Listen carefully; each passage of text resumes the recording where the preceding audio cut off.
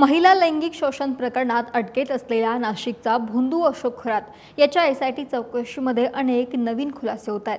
अशा त्या प्रकरणाला आता नवीन वळण मिळण्याची शक्यता आहे, कारण गेल्या वर्षी नाशिकमध्ये कथित हनी ट्रॅप प्रकरणात जे हॉटेल चर्चेत आलं होतं त्याच आलिशान हॉटेलशी भोंदू खरातचं कनेक्शन असल्याची माहिती समोर आली आहे। नेमकं हे कनेक्शन काय आहे पाहूयात व्हिडिओच्या माध्यमातून।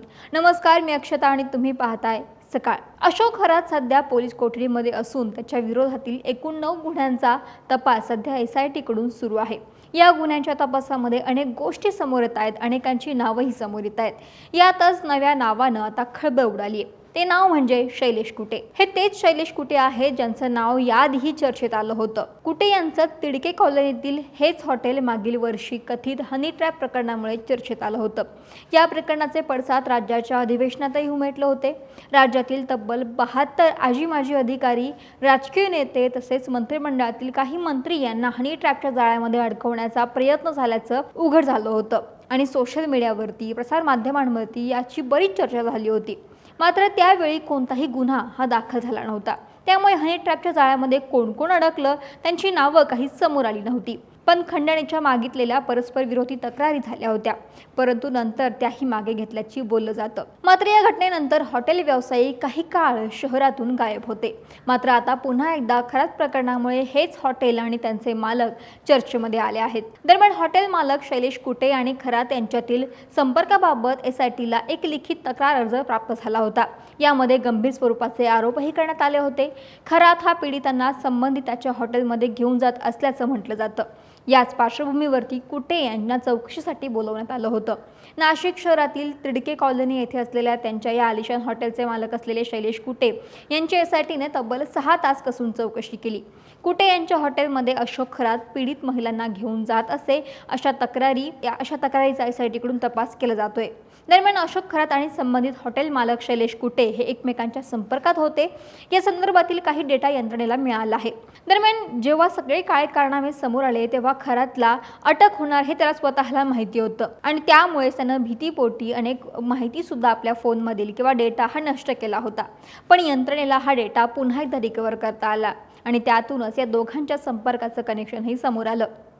कुटे यांच्या तिडके कॉलनीतील या आलिशान हॉटेलमध्ये अशोक खरात मुक्कामाला राहत असल्याची माहिती तपासामध्ये समोर आली आहे। त्यामुळे ज्या पीडितांचे खरातनं लैंगिक शोषण केलं होतं त्यांना या हॉटेलमध्ये खरात घेऊन जात होता असं बोललं जाते। त्यामुळे भोंदू खरातकडून पीडित महिलांना या ठिकाणी नेलं जात होतं का, त्या ठिकाणी काही गैरकृत्य घडली का याचा तपास एसआयटीकडून केला जातोय। तसेच लैंगिक शोषणच नव्हे तर खरातनं लोकांची फसवणूक करून कोट्यवधींची मालमत्ता जमवली आहे।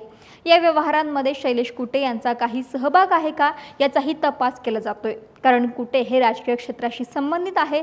तसेच शिर्डी साई संस्थानचे माजी अध्यक्ष देखील राहिलेत।